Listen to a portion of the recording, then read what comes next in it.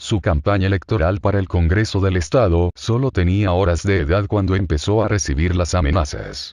A veces venían por el texto, otras veces en llamadas telefónicas, con una voz no identificada en el otro extremo de la línea. Los mensajes eran siempre los mismos. Abandona la carrera o morirás. Abel Montúfar fue desafiante, dijo su hermano, diciéndole a sus verdugos: no te tengo miedo.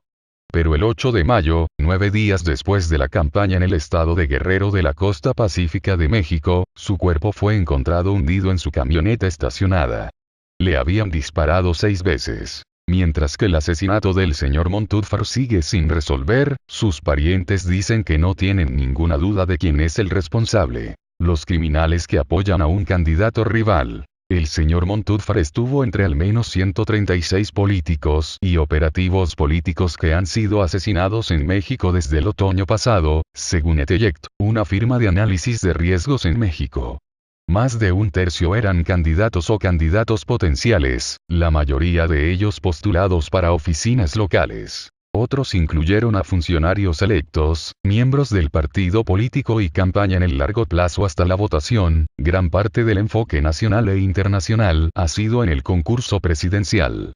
Sin embargo, para los millones de personas que viven en las partes más violentas del país, las elecciones para la oficina local pueden tener el mayor impacto en su vida diaria. Y los grupos de delincuencia organizada han decidido ya muchos de esos resultados. Nadie ha sido más activo durante estas campañas que estos grupos criminales, dijo Alejandro Martínez, un alto funcionario del Partido de Acción Nacional de centro derecha en Guerrero, uno de los estados más pobres y violentos de México. Las puntuaciones, si no las centenas, han abandonado sus candidaturas por miedo a sus vidas. Algunas partes no han sido capaces de competir con candidatos dispuestos a impugnar ciertos puestos. Algunos candidatos se han visto obligados a viajar en vehículos blindados flanqueados por guardaespaldas y a usar armaduras de cuerpo en público. En algunas partes de los estados más violentos, las amenazas han hecho imposible hacer campaña. Tienes que estar un poco loco para postularte aquí, dijo el señor Martínez. La connivencia entre políticos y organizaciones criminales en México no es nueva.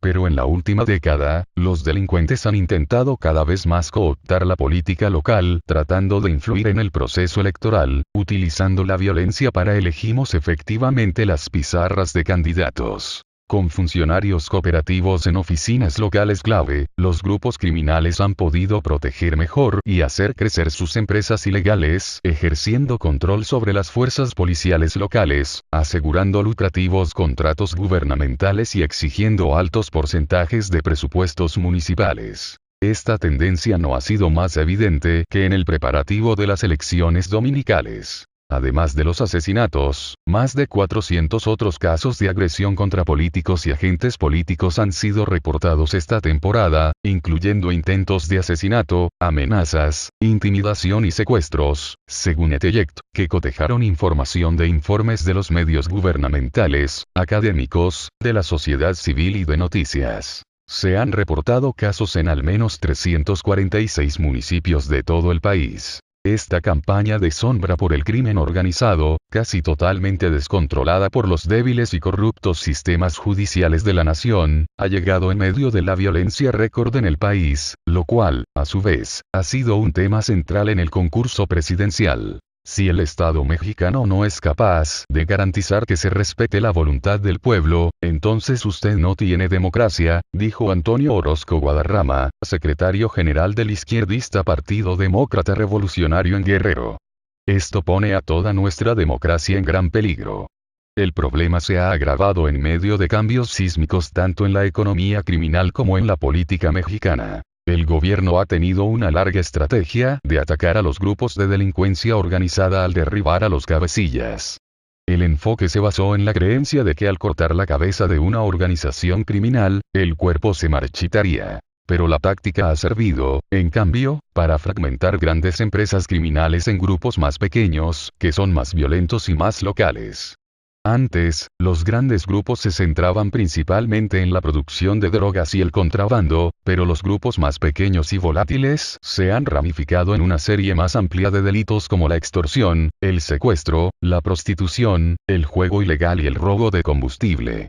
Con sus negocios enfocados en preocupaciones más locales, los grupos criminales más nuevos tienen una creciente necesidad de colaboración con los funcionarios locales. Para los cárteles más viejos que eran sobre todo el contrabando de drogas en los EU, no podrían importarle menos quién era el alcalde mientras el alcalde no se involucró o trata de obstaculizar el negocio, dijo Alejandro Ope, un analista de seguridad en la Ciudad de México.